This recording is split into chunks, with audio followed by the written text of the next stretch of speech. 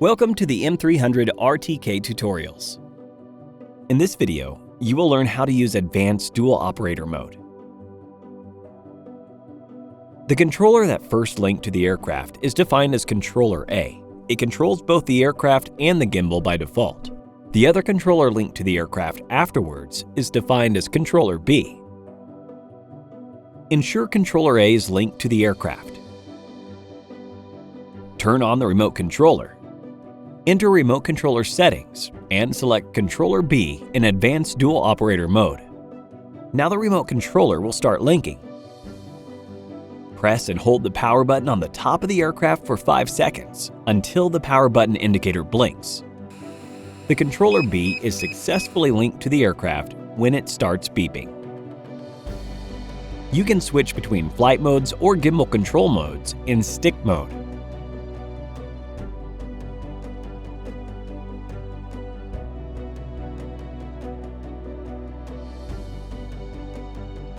Only one remote controller can control both the aircraft and gimbal.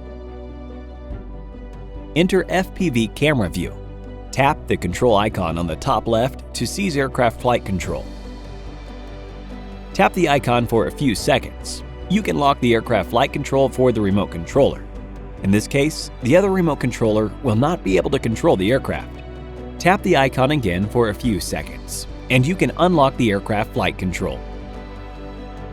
When Controller A is disconnected to the aircraft during flight, the aircraft will hover in place, and a connection prompt will appear on Controller B.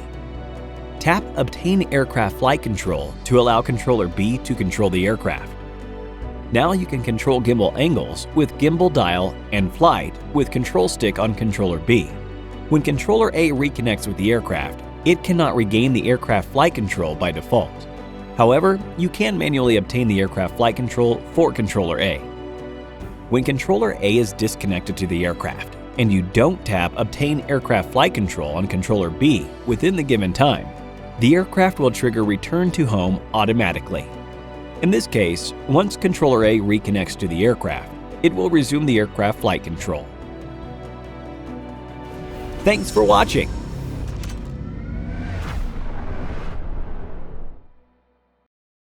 Hit the like button if this tutorial was helpful. If you need any support with your DJI gear, feel free to contact us via Facebook Messenger by following the link in the description. Thank you for watching.